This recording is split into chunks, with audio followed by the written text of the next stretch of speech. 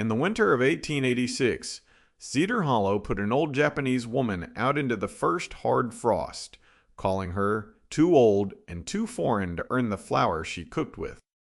Then a mountain man who hadn't shared a meal with another soul in 3 winters rode down off the ridge and hired her for a reason nobody in town could explain. He said he wanted a cook.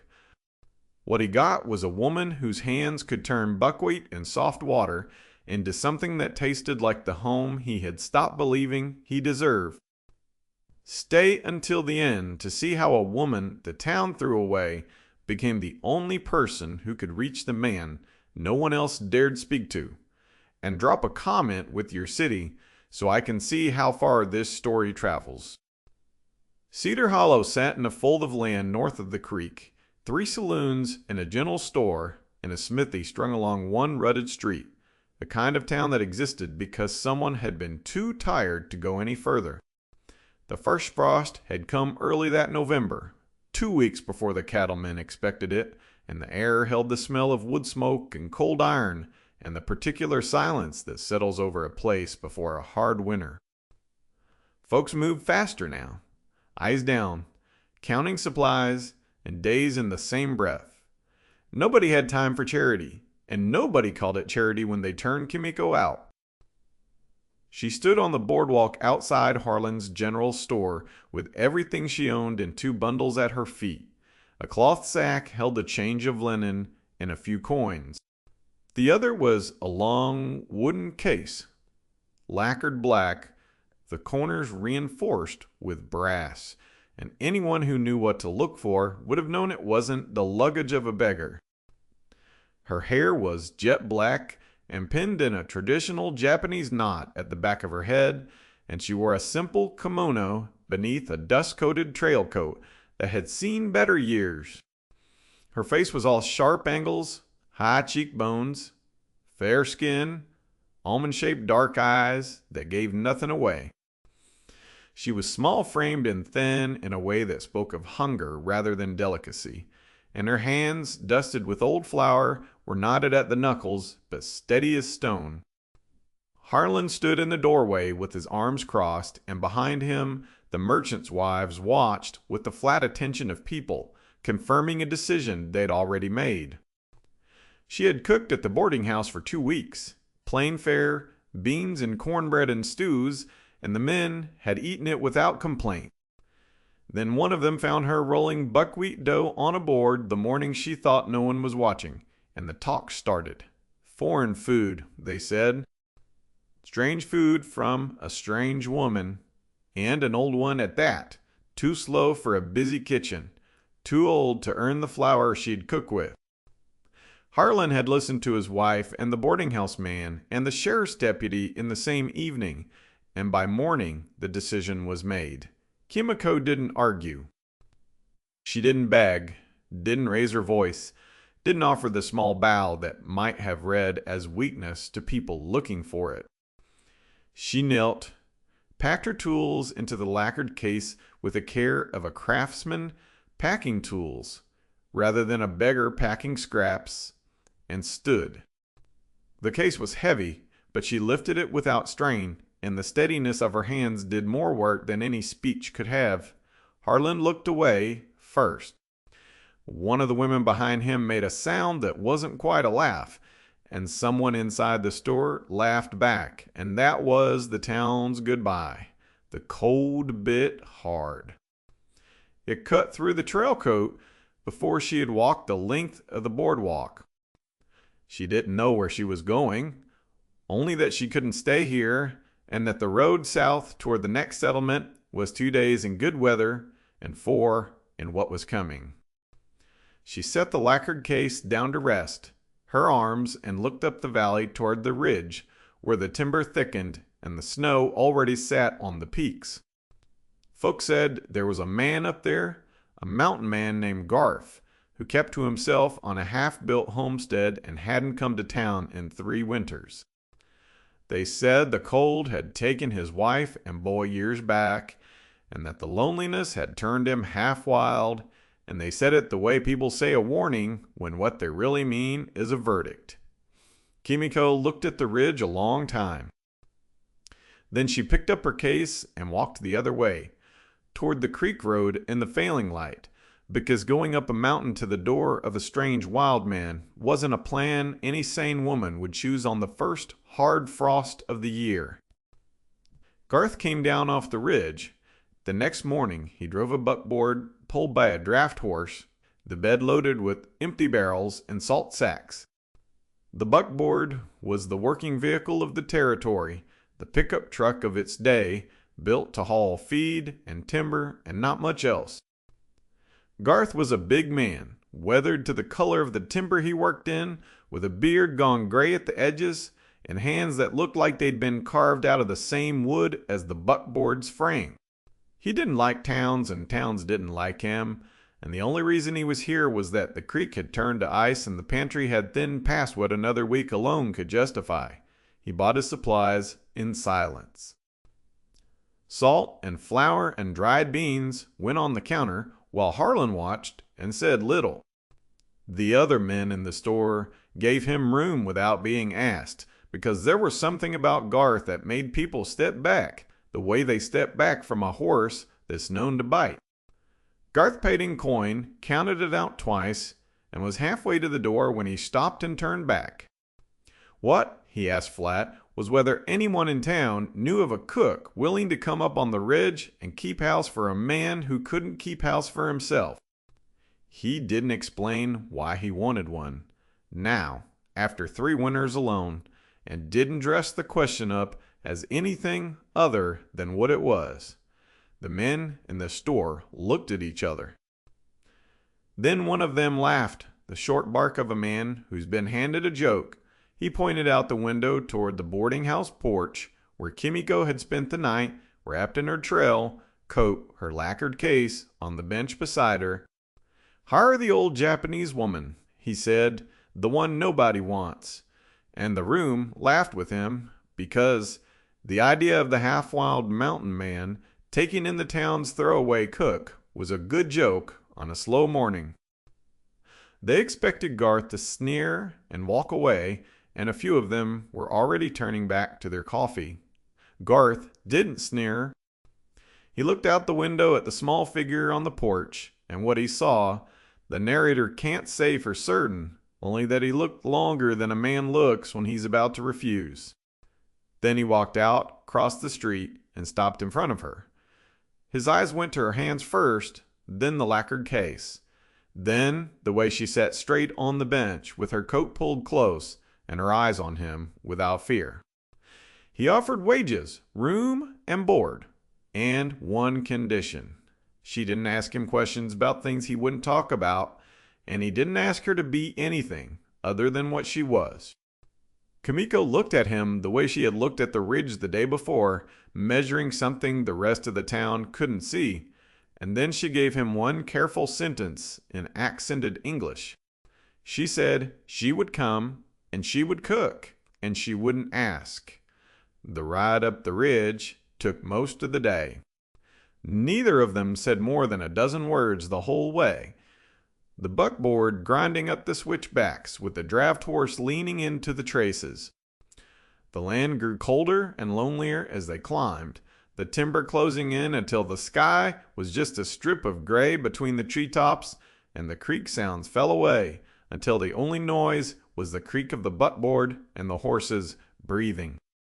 Garth didn't offer conversation, and she didn't ask for it.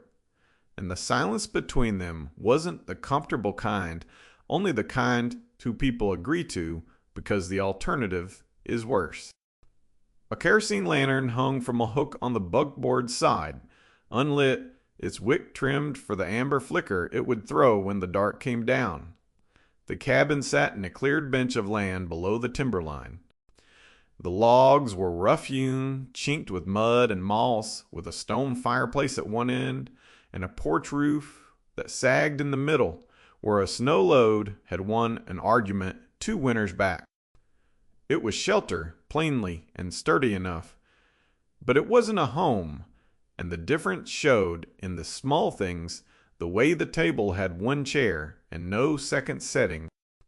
Kimiko stepped down from the buckboard and took in the cabin the way a doctor takes in a patient, and her eyes stopped on the mantel above the fireplace, where a small wooden horse sat carved badly out of pine, the legs too thick, and the mane a single rough groove. It was the kind of thing a man keeps on a mantel, because he means to put it away, and can't. And she looked at it long enough to know it, and then she looked away. The first week ran cold and quiet. Kimiko ran the cabin the way a craftsman runs a workshop, without fuss and without permission, sorting the pantry, setting the kettle, mending the wool blankets that had gone to moth in the chest, sweeping the pine needles off the floor every morning before Garth came down from the loft. She wore her kimono beneath a heavy apron, her hair still pinned in the Japanese knot, and she moved through the rooms with the particular calm of a woman who has run a household before and doesn't need to be told where things go. Garth watched her from the corner of his eye when he thought she wasn't looking, and he said almost nothing, and what he did say was short and practical. Where the kindling was, how the creek pump froze, which boards in the porch to avoid. She cooked the food he expected. Beans and cornbread and dried meat stews, the plain fare of a frontier pantry, came out of her kitchen well enough that he cleaned his plate every night. But he ate alone at the table, while she ate standing by the stove, and she didn't correct this. Only kept cooking, kept the bread coming, kept the coffee hot. The arrangement suited him because it kept the distance he needed, and it suited her because it let her learn the kitchen and the man at the same pace, slow and from the side. The narrator doesn't tell us what either of them felt about the arrangement, only that it held for a week and then for another, and that the holding was its own kind of answer. She asked nothing about the carved horse on the mantel, or the empty second bedroom with the small bed still made up in a child's calico quilt, or the woman's shawl folded neat in a trunk at the foot of the bed she wasn't sleeping in. But she saw all of it, the way a woman who has lost people of her own sees the shape of someone else's loss without needing the story. The narrator lets her noticing do the work and stays out of her head, observing and revealing rather than explaining. One night, the kerosene lantern flickered its amber across the room, and she heard him talking low to someone who wasn't there. A murmur from the loft, broken off when the floor creaked under her weight. She didn't intrude. In the morning, the shawl had been moved from the trunk to the chair beside the bed, and neither of them mentioned it. There was a tack room off the back of the cabin. Garth kept his saddle and the harness for the draft horse there, and she found it in disarray on the third day, the saddle sitting crooked on the stand with a cinch gone soft and rotted at the buckle, leather cracked from a winter of dry cold. She didn't fix it, because the tack was his work and his pride, and a woman who has lived around men a few words knows that you don't touch a man's saddle without an invitation. What she did was lay out the right length of new leather and the proper tools on the bench where he would see them when he came in, the awl and the wax thread and the buckle blank, set out in the order the job would need them. He saw them that afternoon. He stood in the doorway a long minute looking at the bench, and then he sat down and restitched the cinch without a word. It was the first time he acknowledged that she had noticed, and that he had noticed she had noticed, and the narrator marks the moment, though neither of them would have called it a crack. The wooden case she had carried from Cedar Hollow sat against the wall of her room for 10 days before she opened it. When she did, she laid the contents out on the table in the quiet hour after he had gone to the loft, the way someone lays out the things they've guarded a long time and finally decided to trust a new room with. The narrator names the tools once by what they are, as she sets them down. A wooden rolling pin, long and smooth, called a minbo. A flat wooden guide board, the komeita, straight-edged and heavier than it looked. Then a sobakiri, a cleaver with a long straight blade meant to drop clean through dough rather than rock through it, and a lacquered mixing bowl, the takumi, wide and shallow and old enough that the lacquer had worn to a soft glow at the rim. She ran her thumb along the cleaver's edge, found it dull, and spent an hour on the bench by the fire, bringing it back, the rasp and the stone and the slow, careful passes, while the fire settled and the lantern burned low. She asked him one morning, simply, whether he had buckwheat. He did, half a sack in the pantry, bought by accident the last time he'd come down before the creek froze, because Harland had been out of cornmeal and he'd taken what was there. She asked then for soft water from the spring above the cabin, not the mineral water from the well, and he didn't understand the difference. But he went and filled the bucket at the spring, because she asked it the way a person asks for something that matters. When he came back, she had cleared the table and laid a cloth, and the lacquered case was open, and the tools were set out in a row, and she stood behind them with her sleeves pushed up and her hands washed, and a stillness about her that he hadn't seen before. What follows is shown through Garth's eyes.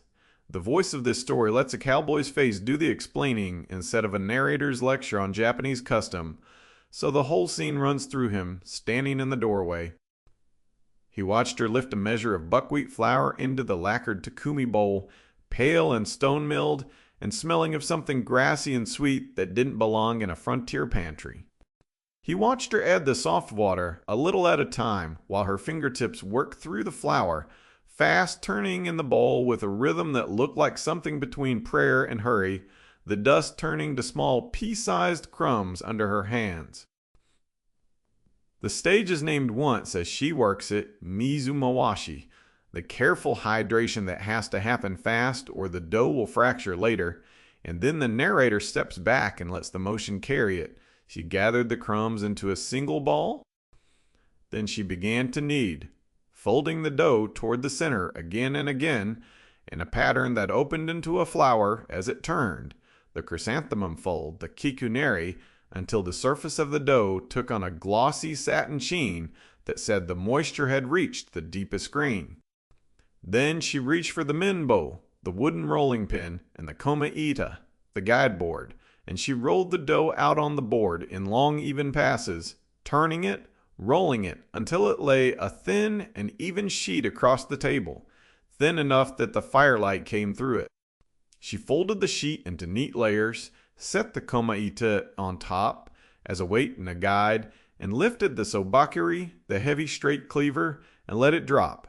The blade fell straight down through the layers.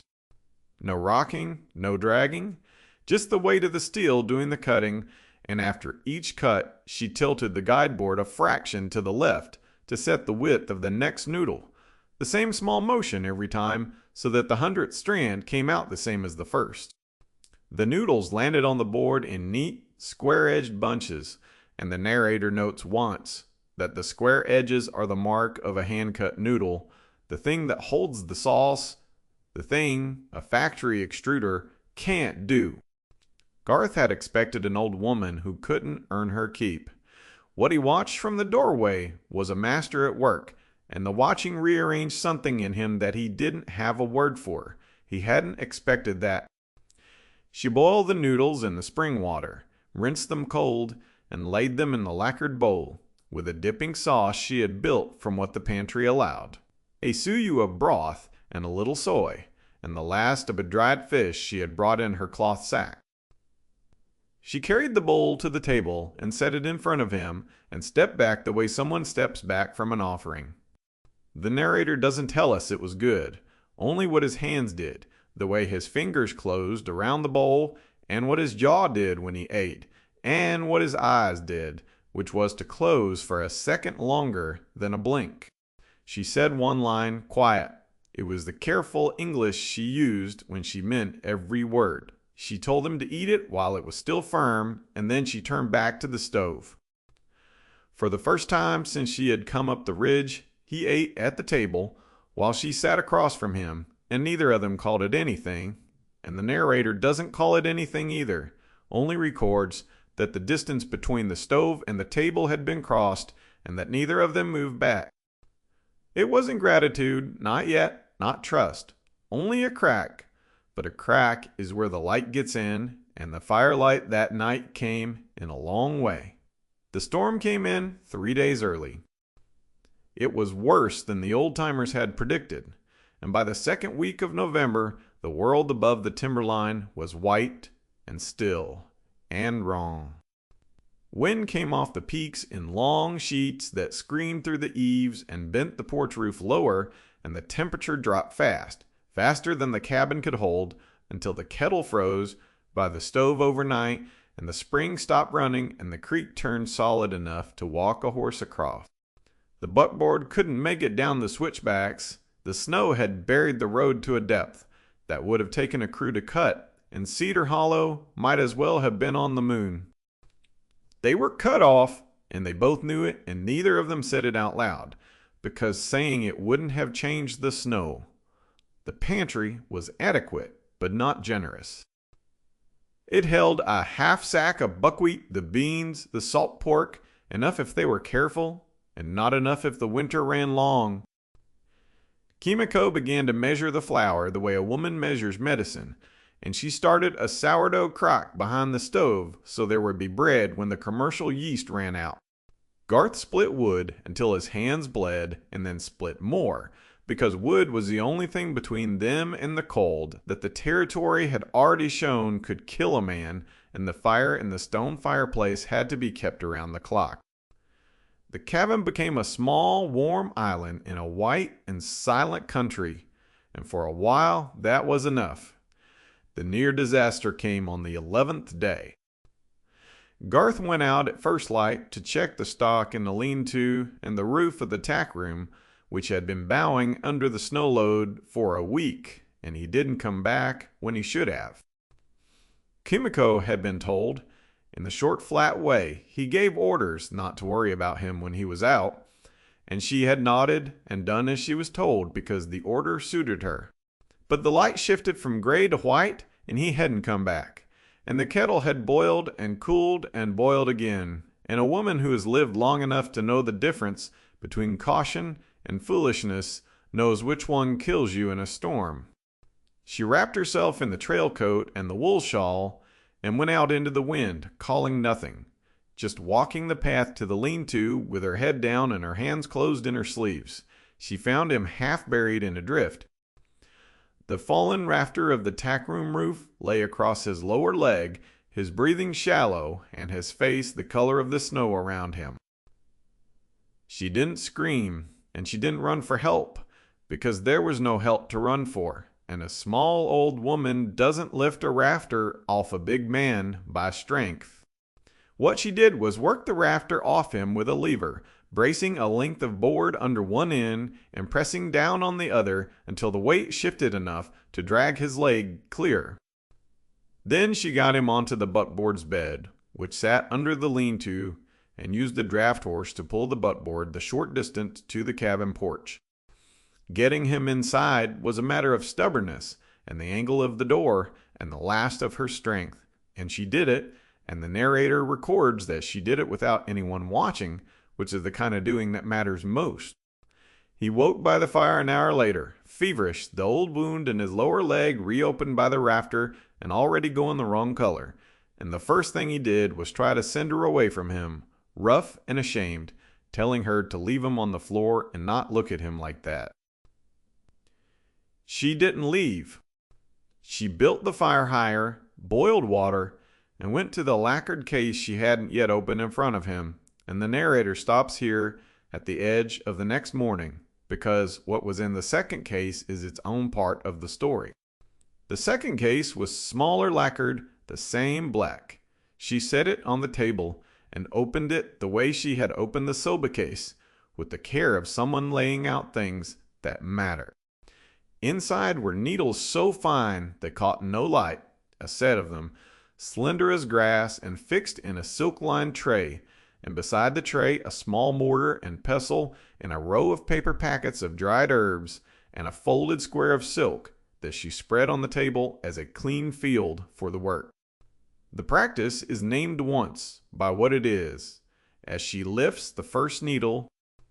This was Campo, the old Japanese medicine of herbs and needles, and the needles were acupuncture, tools her grandmother had used in Kyoto before she was born, and the narrator won't explain them further, because a frightened cowboy's face is a better teacher than a definition.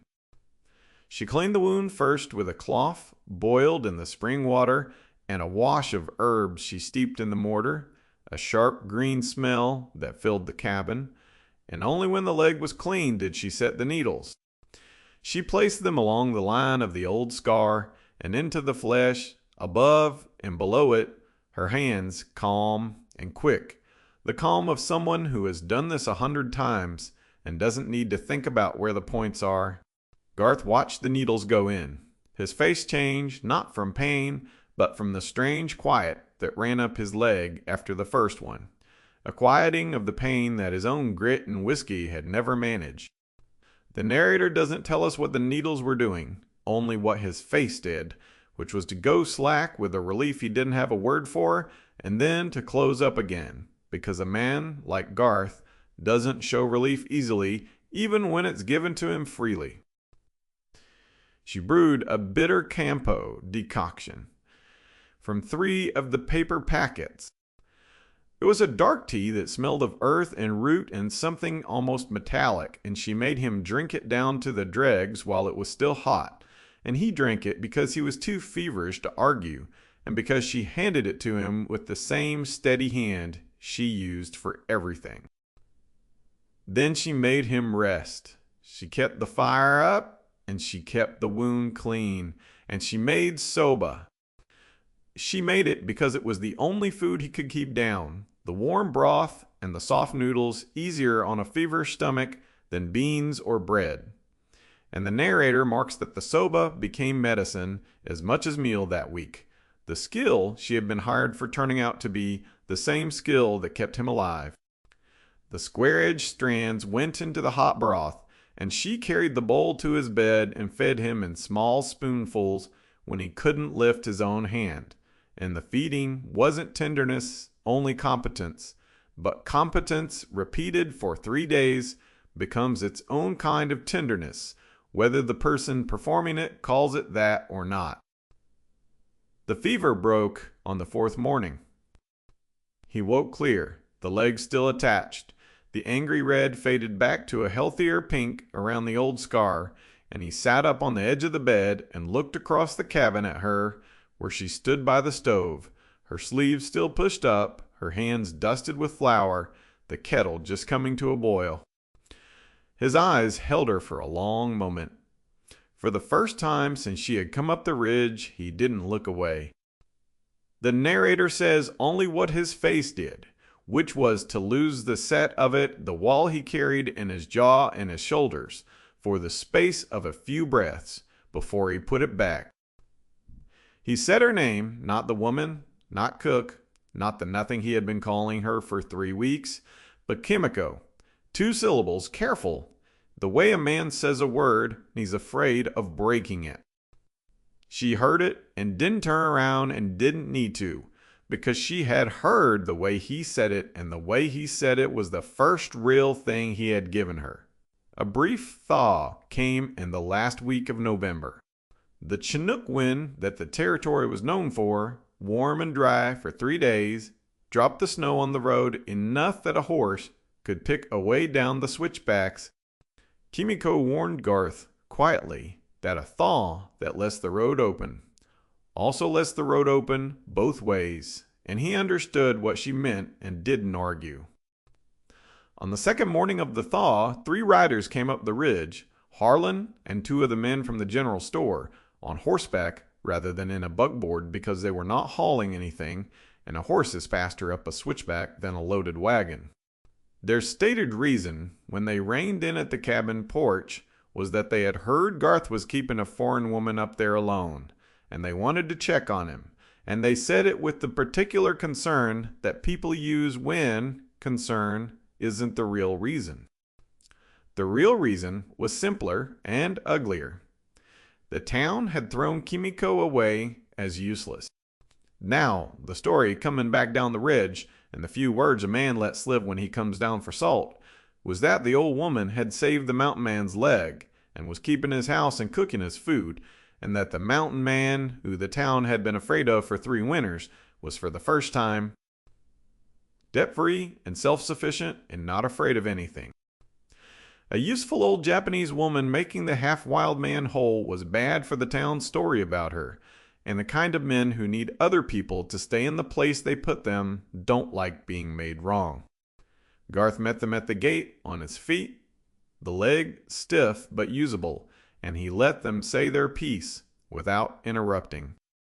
Harlan tried first, the concern framing the suggestion that it wasn't right for a man to keep a woman up here alone with no proper arrangement, and one of the others tried next, the harder framing, the hint that folks in town might start to talk. Garth didn't play the script they'd prepared for. He told them flat that she was his cook, that his house was his, and that the road down was the same road they had come up, and the narrator records that he said it without raising his voice, keeping the narration lean and letting the stakes do the work. One of them, the younger one, the one who had laughed in the store that first morning, tried to push past him toward the cabin door, and Garth's hand went to the rifle leaning on the gatepost. It wasn't a threat performed for effect. It was a fact, stated in steel, and the 3 of them read it the way men read a fact like that, and the younger one stepped back. They turned to go, and as they went, the younger one threw a parting line over his shoulder at the cabin door, loud enough for her to hear. He said she was old, and she would die up here, and Garth would be burying her in the spring, before the road was even clear. Garth didn't answer. The narrator lets the line hang in the air like a thing with weight, because answering it would have given it more weight than it deserved, and because the silence Garth kept was its own kind of answer. The 3 riders went down the switchbacks, and the dust of their horses settled, and the cabin was quiet again. When Garth turned around, Kiniko was standing in the doorway. She had heard all of it. She didn't thank him, 'cause thanking him would have made it a favor, and it wasn't a favor. And she didn't tell him he had done the right thing, because the voice of this story doesn't let the narrator decide that, and the characters don't decide it either. What she handed him was a cup of hot tea, barley tea, the kind she had been making all week, and then she went back to the stove.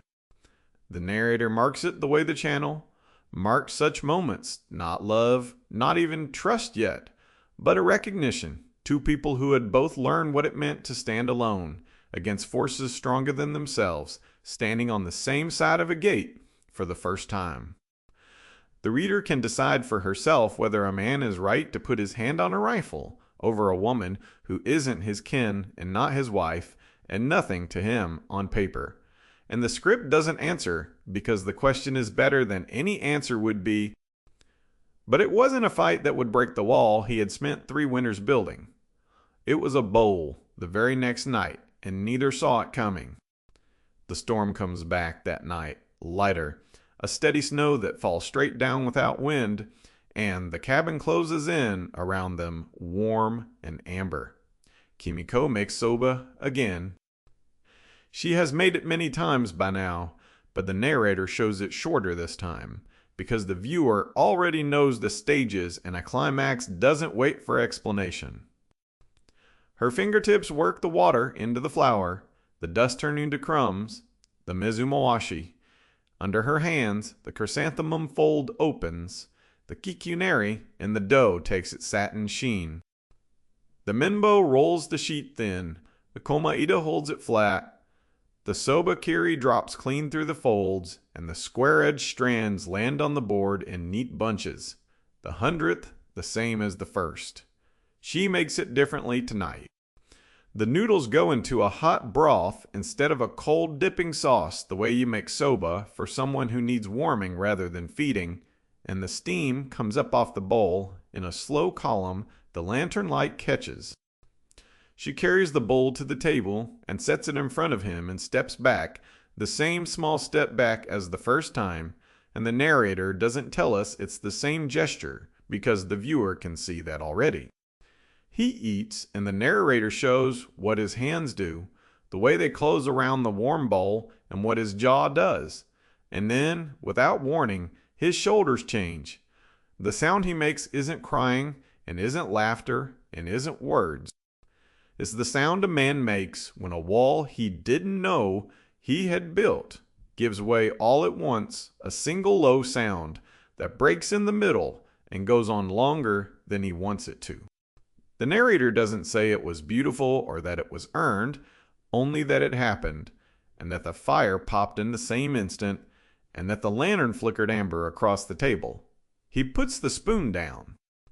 He doesn't apologize, doesn't explain, just sits there with his hands flat on the table and his face wet and his chest working, and the narrator lets him sit there.